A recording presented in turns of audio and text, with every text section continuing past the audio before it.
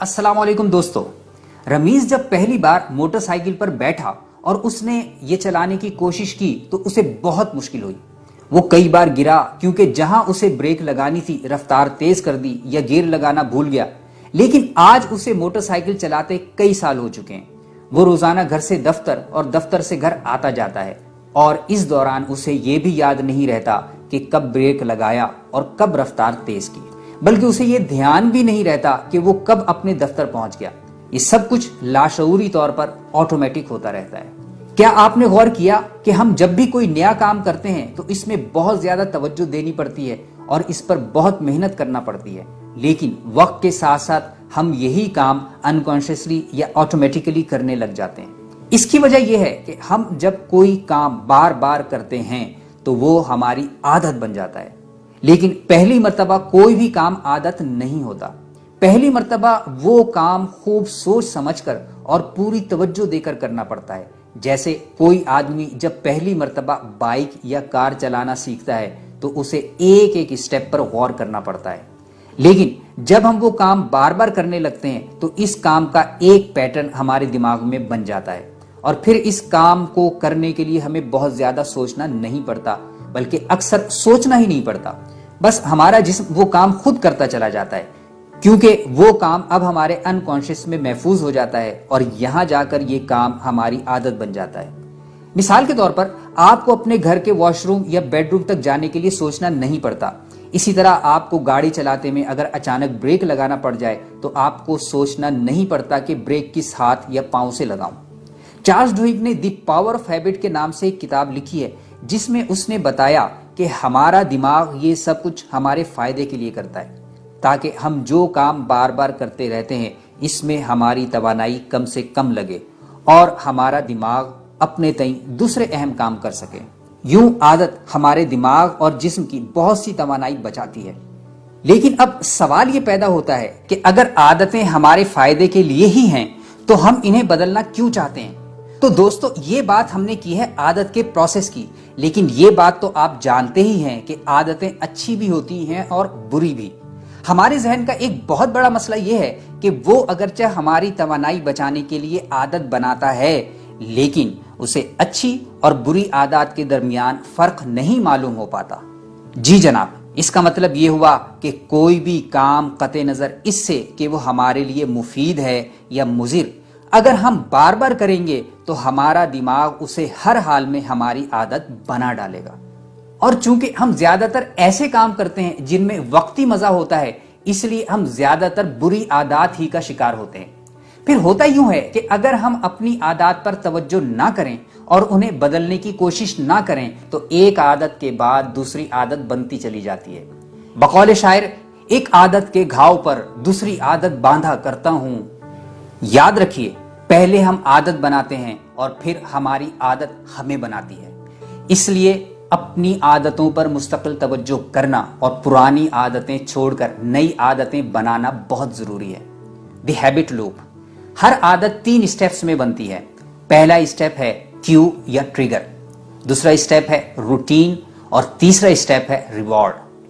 Trigger इस शय को कहते हैं जो आपको कोई काम करने पर उकसाता है और यूं आपका जी चाहने लगता है कि आप ये काम करें।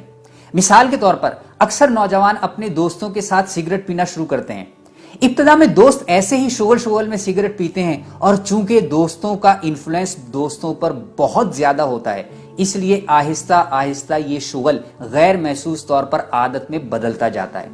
पहले तो दोस्त सिगरेट पिलाने ले जाता था, लेकिन कुछ दिन बाद वो अपने दोस्त को सिगरेट पिलाने ले जाता है। इस मिसाल में ये दोस्त सिगरेट की आदत का ट्रिगर बन गया। किसी भी आदत के ट्रिगर मुख्तलिफ हो सकते हैं, ताहम ट्रिगर्स की 5 मुख्तलिफ किस्में हैं। पहला ट्रिगर लोकेशन, यानी कोई खास जगह जो आपको एक अच्छा या बुरा काम करने पर ट्रिगर करती है। दूसरा, कोई खास वक्त या टाइम। तीसरा, कोई एहसास या इमोशन, जैसे बाज लोग स्ट्रेस में हो तो सिगरेट या चाय ज्यादा पीते हैं।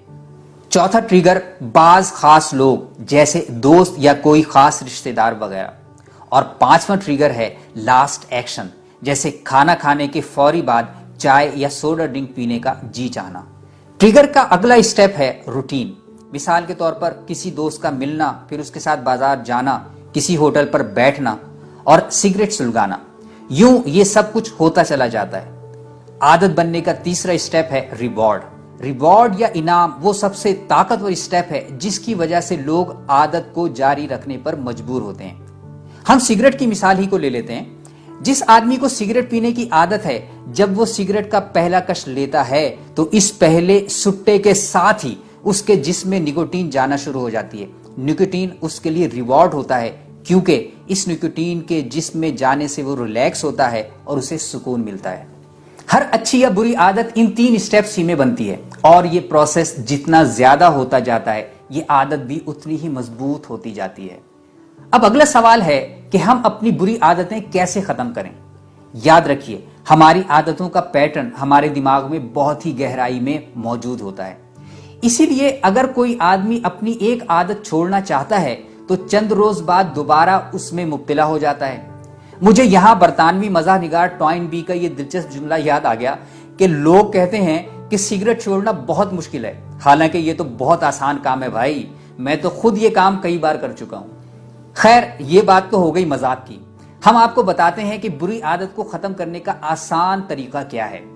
ماہرین یہ بتاتے ہیں کہ اپنی بری عادت پر قابو پانے کا مؤثر طریقہ یہ ہے کہ ایک بری عادت کے مقابلے میں دوسری اچھی عادت اختیار کر لی جائے۔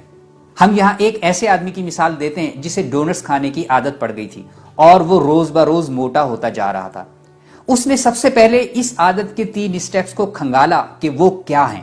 خوب آبزرویشن کے بعد اسے پتا چلا کہ پہلے اسٹیپ میں اس کا ٹریگر یہ ہے کہ روزانہ 3 سے 3:30 بجے کے درمیان اسے بھوک لگتی ہے۔ اس کے بعد اس نے روٹین معلوم کی تو اسے پتا چلا کہ اس وقت کے بعد وہ بور ہونے لگتا تھا۔ پھر وہ آفس کی کینٹین جاتا، ڈونٹس خریدتا اور آفس کولیگ سے بات کرتے ہوئے وہ ڈونٹس کھاتا۔ اب اپنی ڈونٹس کی عادت ختم کرنے کے لیے کیا اس نے یہ کہ سب سے پہلے دن جب 3 سے 3:30 بجے اسے بھوک لگی تو وہ کینٹین گیا اور وہاں جا کر اس نے ڈونٹ خریدنے کی بجائے ایک چھوٹی سی چاکلیٹ کینڈی خریدی اور اپنے کولیگز کے ساتھ باتیں کرتے ہوئے وہ کھا لی۔ اگلے دن جب اسے 3:30 بجے بھوک لگی تو وہ دوبارہ کینٹین گیا اور اس مرتبہ اس نے چاکلیٹ بھی نہیں خریدی، بس اپنے دوستوں سے کھڑا باتیں کرتا رہا۔ یہ کام اس نے اگلے کئی دن تک کیا۔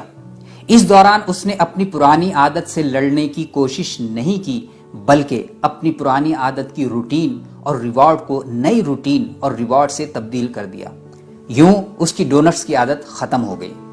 ان 2 اسٹیپس پر عمل کر کے آپ اپنی کوئی بھی عادت ختم کر سکتے ہیں۔ پہلا اسٹیپ یہ ہے کہ آپ اپنی عادت کے ٹریگر، روٹین اور ریوارڈ کو معلوم کریں کہ وہ ہے کیا، پھر اس روٹین اور ریوارڈ کو نئی روٹین اور ریوارڈ سے بدل دیجئے۔